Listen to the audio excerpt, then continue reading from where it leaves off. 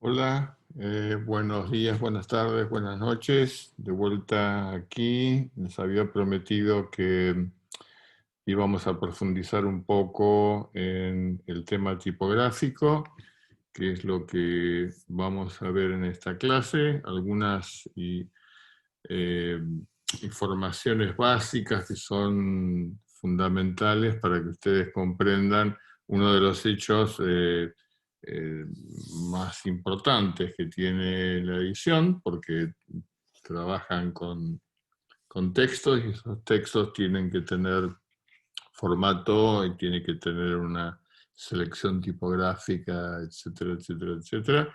Entonces vamos a trabajar sobre este tema acerca de comprender el uso de la tipografía en los medios editoriales, sean estos cuales fueran, los editoriales en términos de libro o en términos de revista, como vimos la vez pasada, e incluso en los medios digitales.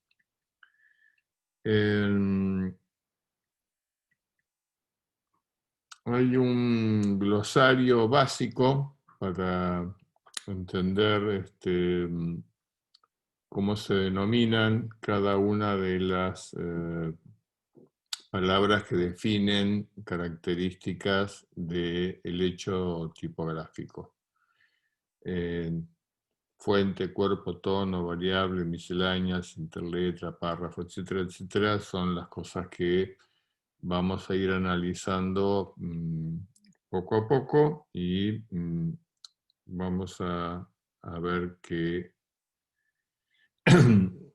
significa cuando decimos fuentes. Cuando decimos fuentes, estamos hablando de lo que denominamos una familia tipográfica.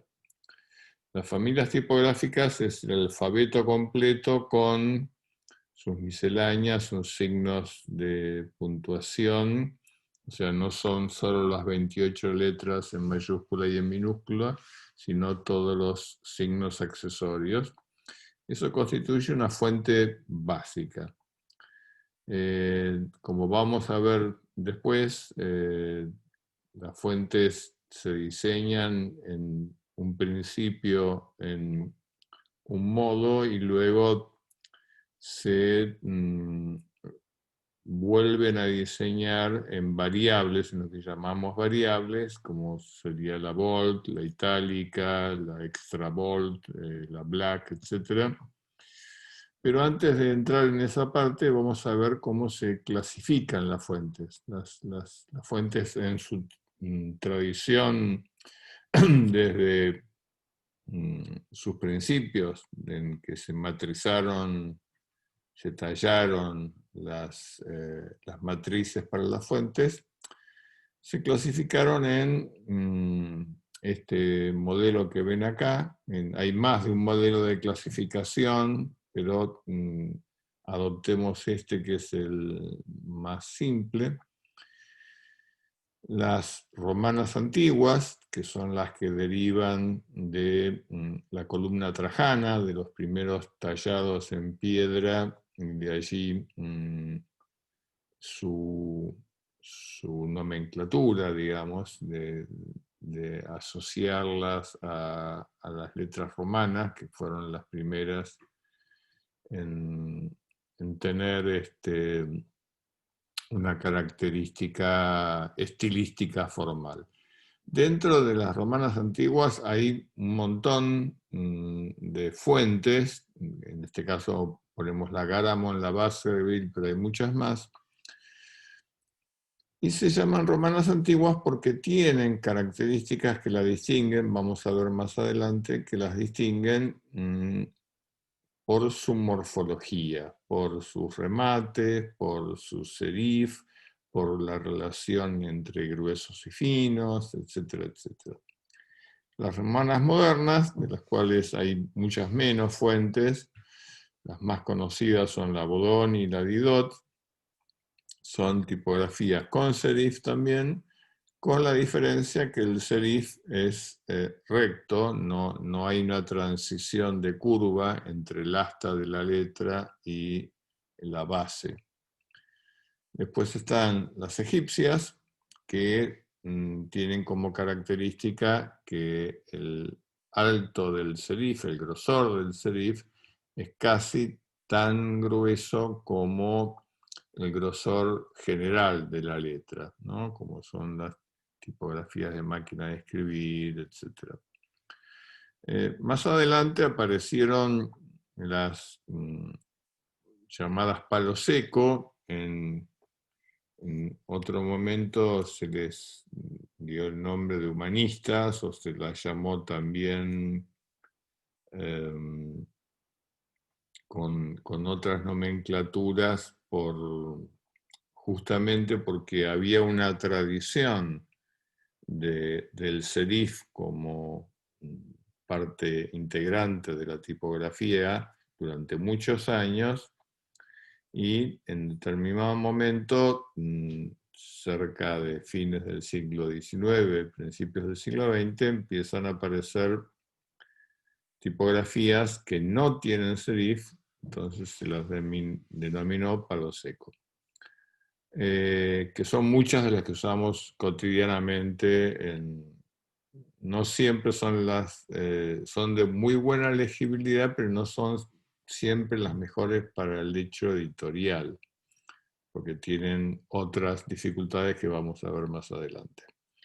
Después están aquellas llamadas decorativas, que son ornamentales, que se usan para titulares, para hacer una letra capitular, que no responden. En general son bastante, vienen tradicionalmente de las letras capitulares decorativas que se usaban en las iniciales de párrafo, pero no son de las familias más honorables, como solemos decir. Y por último están las caligráficas, que son aquellas que imitan el trazo gestual, el trazo manual, el trazo de la pluma, el trazo del pincel, que tienen una sensibilidad y una característica que las hace muy particulares. Acá podemos ver lo que estábamos explicando en la pantalla anterior. La Garamond es una romana antigua, la Didot es una romana moderna. Ven que la relación de gruesos y finos es mucho más marcada que en la Garamond, y la construcción del serif no tiene un proceso intermedio, sino que es un trazo recto, tanto inferior como superior. Las egipcias, que tienen un serif de un grosor considerable, que lo vemos en la typewriter, y las palo seco, que no tienen directamente serif, tienen lo que se llama una altura de X mayor, son de buena legibilidad, se usan mucho para los temas señaléticos y para ser visualizadas a grandes distancias. Las decorativas, como la Party, que pueden ser, hay muchísimas fuentes diseñadas en ese estilo, digamos, si buscan en los catálogos van a encontrar miles de fuentes de ese tipo. Y las caligráficas, como la Safino, que estamos viendo ahí, diseñada por Heman Saf, que fue diseñador de la Óptima, de la Palatino, y un gran calígrafo. Entonces eso le permitió también diseñar una fuente digital para emular una fuente manuscrita. Hay algunos diseñadores argentinos que han hecho muchas fuentes caligráficas, como Alejandro Pol, que es uno de los referentes importantes en el diseño de fuentes nacionales. Hay muchos diseñadores de fuentes en el mundo históricamente, pero en los últimos 20 años hubo una especie de acento en el estudio de la tipografía en la Argentina y en consecuencia la formación de tipógrafos. Y eso permitió que existan lo que se denominan fundidoras digitales, que son lugares donde se venden fuentes diseñadas, en este caso, por diseñadores argentinos. Cuando nos referimos al cuerpo, nos estamos refiriendo al tamaño de la letra, ¿no? Recuerdan que en la clase pasada les había comentado que la tipografía se mide en medida tipográfica, en duodecimal, en picas y puntos. 12 puntos hacen una pica. Y por eso nosotros decimos una tipografía cuerpo 8, cuerpo 10, cuerpo 12, cuerpo 48, cuerpo 72, esos son puntos, ¿no? El cuerpo de la letra, que define su tamaño, se considera desde el borde superior de la ascendente mayor hasta el borde inferior de la descendente que baje más en el diseño de esa familia, más un par de puntos que son los que permiten establecer la diferencia entre una línea y otro para que no se pegue la tipografía una línea con la otra. Vamos a ver que el mismo cuerpo en distintas tipografías ópticamente tiene distinto tamaño, ¿no? Es decir, eso es una relación que se establece entre la altura de X, la altura de los descendentes y ascendentes, y el tipo de fuente, digamos. Como ustedes ven, todas las tipografías que están en cuerpo 48 o en cuerpo 24, si las ponemos una al lado de la otra, obviamente no tienen la misma medida visualmente. Sin embargo, tipográficamente se corresponden a esas medidas.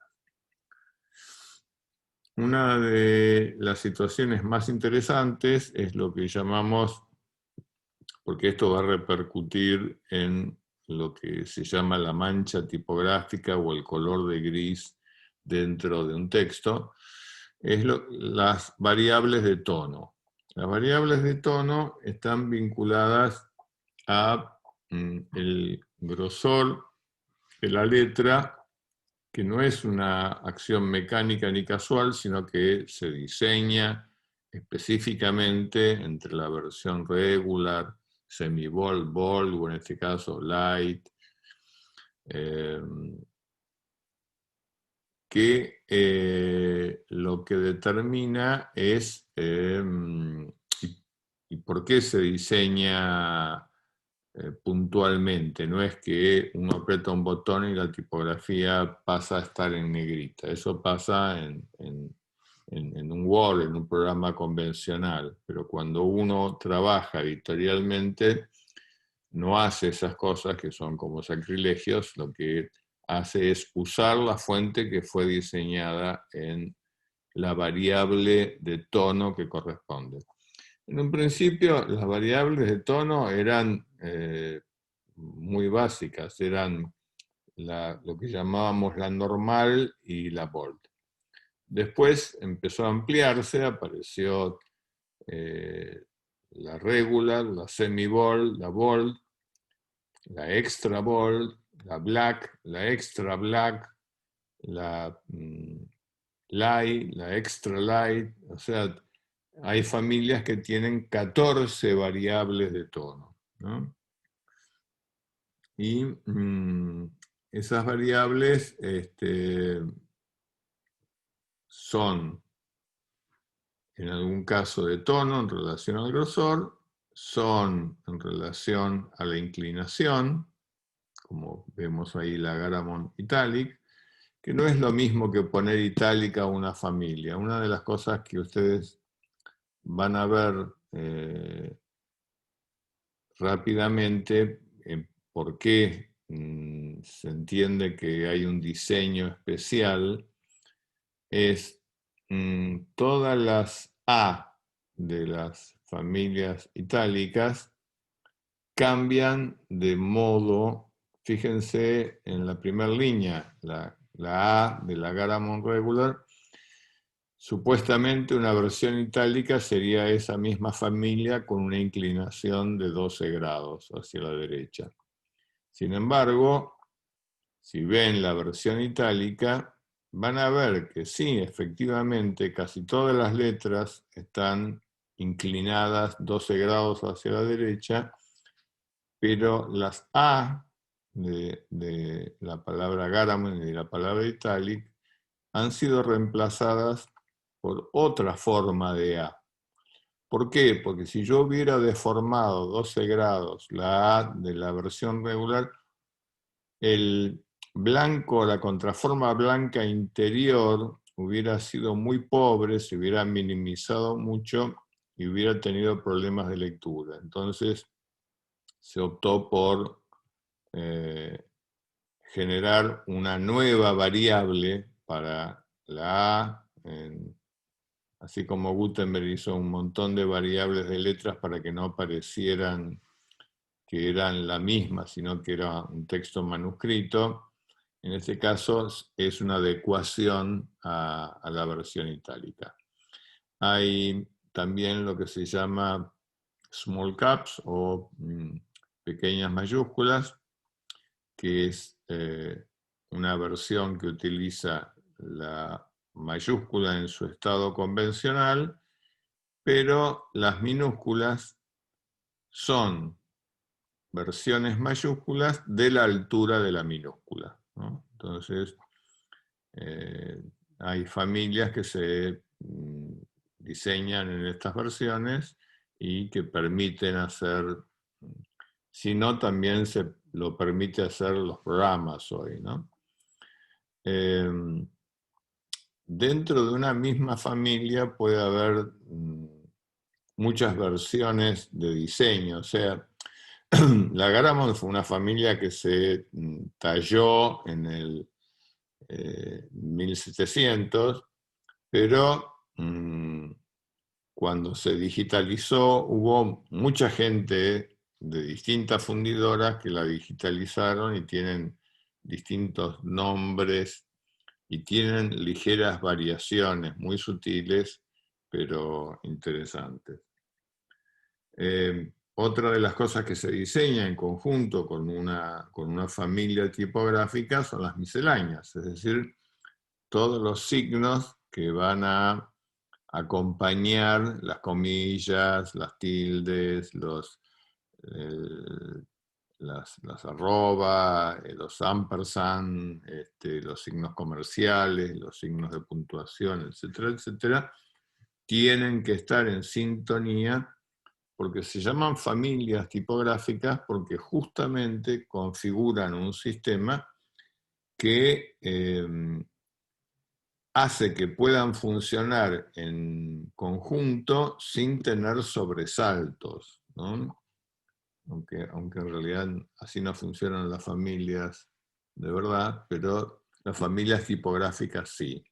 Digamos, se cuida muchísimo que cada uno de los signos, de los glifos, como se los denomina, sea absolutamente armónico con aquel que está a su derecha y a su izquierda, y en el conjunto de palabras y párrafos armen un bello campo tipográfico.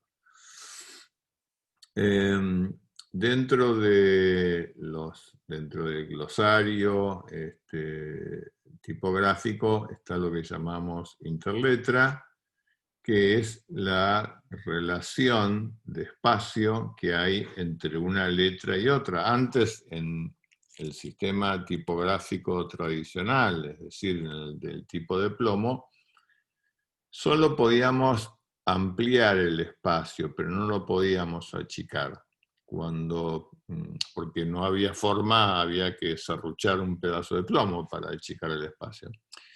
En el momento en que la tipografía salta a la fotocomposición y a los sistemas digitales, primero fotográficos y después digitales, la posibilidad de modificar el espacio entre letras tiene lo que se llama kerning positivo o negativo. Es decir, en algunos casos las tipografías por default vienen con un espaciado de acuerdo a la familia, pero el diseñador puede modificarlo. Muchas veces en la edición es necesario hacer pequeñas modificaciones de interletra para que una palabra no se corte, para que una línea no quede viuda.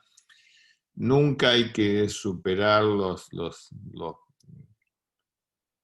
10 o 20 positivos y los 10 o 20 negativos para que no genere ruido en su conjunto. Pero es un recurso a veces utilizado ex profeso como forma estética de separar las letras mucho para armar un titular o para dar algún tipo de efecto.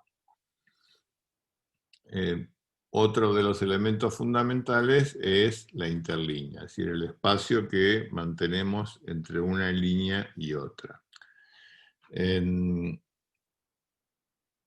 Una de las cosas naturales que podemos ver a medida que la interlínea crece es que el color de ese párrafo se va aclarando, digamos. O sea, el color de un párrafo o el color de una página se puede manejar por densidad de texto, es decir, por la cantidad de texto y su interletra y su interlínea.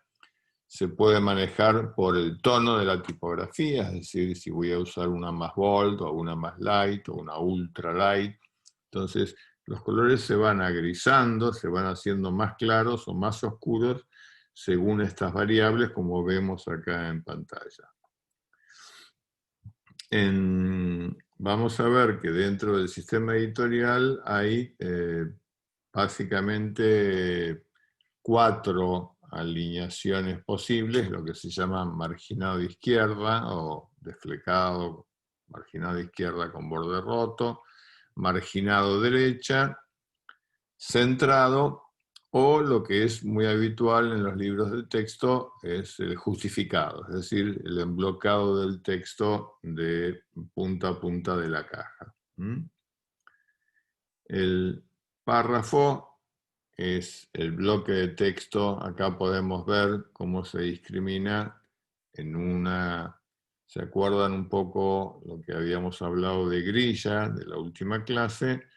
Acá vemos que hay una grilla que sostiene esta página, una columna pequeña donde van los epígrafes o las notas, y 2 columnas con marginado izquierda y borde roto a la derecha, sin corte de palabras. Esto se puede setear tanto de una u otra forma. O sea, podemos tener bordes rotos con corte de palabras, definiendo una zona, lo que se llama, en los programas se llama zona de hyphenation, es una zona que determina cuántos centímetros al finalizar la línea vamos a admitir si la palabra va a llevar un guión de corte o va a saltar a la línea siguiente, ¿no? Eso es algo que se ajusta para que no dé o una forma muy irregular, para que no dé un borde excesivamente violento, o uno lo puede regular modificando manualmente los textos para que se acomoden a eso. Ven que hay un gran espacio de blanco, una página muy aireada, el titular está en una fuente y el texto de bloque está en otra fuente, una es palo seco y otra es serif, es decir, hay lo que se llama un maridaje tipográfico interesante, que es producto de la grilla. Acá lo ven con la grilla en acción. Es una grilla de 5 columnas, de las cuales 4 tienen una dimensión y hay una quinta un poco más pequeña. Y se utilizan, según el diseñador decida, se pueden utilizar a 2 columnas juntas, o se pueden usar 3 columnas juntas, o 4 columnas juntas. Esas son decisiones que tienen que ver con el diseño y el ritmo que uno va a establecer en la publicación. Muchas veces la tipografía se la utiliza como imagen para generar que el signo se semantiza de alguna forma y no por alguna intervención o por alguna operación de refuerzo semántico, pero funcionan como imágenes, ¿no? Más que como textos, ¿no? En este caso de forma y contraforma. En otros casos hay intervenciones icónicas, entonces la tipografía toma un valor de contenido por lo dicho y se refuerza por una imagen que se articula con el texto. Hay formas tipográficas, esto no es un texto manuscrito, es una tipografía de fuente, pero que se usó para Eloísa Cartonera, que era una publicación que hacía gente en condición de calle, que de autogestión, y en parte se reflejaba por el tipo de tipografía y porque se imprimía en papel muy barato y las tapas eran de cartón muy económico, el tipo de letra acompañaba la estética general de la publicación. Hay otras situaciones donde la tipografía es espontánea y es manuscrita, como toda la cartelería de las verdulerías, carnicerías, etcétera, donde hay alguien que pinta cuánto está el kilo de milanesa, pero muchas fuentes después diseñadas surgieron de producciones espontáneas. Este es un trabajo interesante, este es un diseño de una fuente para enseñar a los chicos a escribir en la escuela primaria. Entonces, existe como fuente, pero existe también para comprender, para poder aprender las mayúsculas y las cursivas dentro de los primeros años de lectoescritura. Hoy cada 2 años se hace una bienal de tipografía latinoamericana donde se presentan las novedades, las fuentes que se diseñan durante esos 2 años a un concurso y se seleccionan las mejores y se premian las mejores fuentes. Y hay una calidad y una variedad realmente importante que los diseñadores, una de las cosas que sucede en la Argentina, estamos acostumbrados a no comprar las fuentes cuando usamos una tipografía. En el mundo civilizado a nadie se le ocurriría usar una fuente sin comprarla a la fundidora que la vende.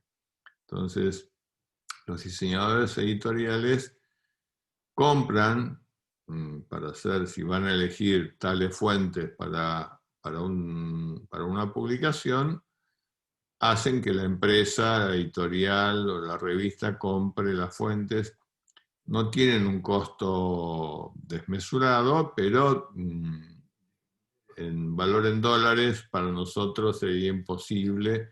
Y como estamos habituados a tener muchas fuentes, no sería imposible, tendríamos que gastar más dinero en fuentes que lo que costaría nuestra computadora. Por eso en un momento Google, para poder optimizar la relación entre las páginas web y las computadoras de las personas, hizo un proyecto que se llamó Google Fonts, porque ¿qué pasaba? Uno podía diseñar con las tipografías que tenía en su máquina y armar una web o armar una publicación digital, pero después la persona que la veía, si no tenía esas fuentes, se las reemplazaba y quedaban unos mamarrachos espantosos. Como eso sucedió durante varios años y no podías estar comprando las fuentes cada vez que tenías que ver algo, Google hizo un proyecto mundial, compró cientos y cientos de fuentes a distintos diseñadores y están a disposición gratuita, que quiere decir que cualquier fuente de esas que uno utilice, en cualquier máquina de cualquier lugar del mundo, Google la actualiza, o sea, te permite visualizar la fuente en su verdadera magnitud y cómo fue diseñada. Esto salvó muchísimos problemas y no sé si les pasó alguna vez de mandar a imprimir algo y no mandar las fuentes junto con el archivo y el impresor pedirle la fuente porque si no la reemplazaba por otra. Son problemas típicos del proceso de edición.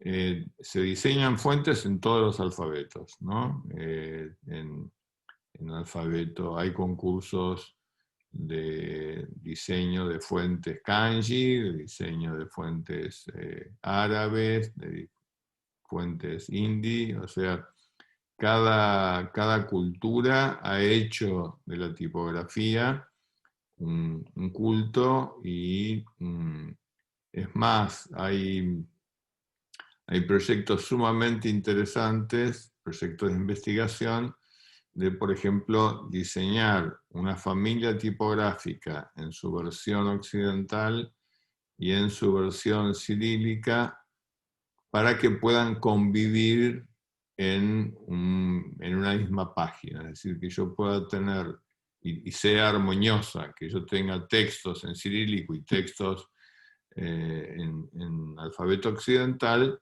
pero que sin embargo el ojo no reconozca, sí reconozca los dos alfabetos, pero que reconozca un mismo estilo de diseño dentro de eso. Esto que parece menor, en la carrera de diseño gráfico, la materia de tipografía son 3 años, una materia de 3 años, anual, y además existe una maestría de otros 3 años de diseño tipográfico, con lo cual el conocimiento y el trabajo para poder diseñar una fuente no es algo que pueda hacer cualquiera.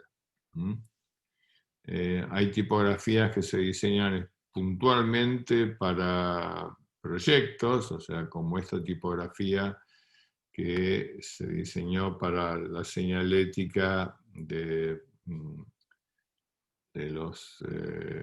sistema de tránsito chileno, y de la misma forma que en algún momento el sistema de subtes ingleses tuvo una tipografía ad hoc para eso, que tienen requisitos muy particulares en cuanto a legibilidad, velocidad de lectura, etcétera, etcétera. Les dejo acá una serie de links de algunas cátedra de tipografía, más unos sitios de interés que traen una gran cantidad de material sobre la historia, sobre el diseño, sobre las variables y usos. Y en la próxima clase empezaremos a juntar la grilla con la tipografía y con la construcción del diseño de un libro desde cero para ver qué variables podemos adoptar en todo esto. Así que, bueno, esto es todo por hoy. Se los dejo grabado en la plataforma.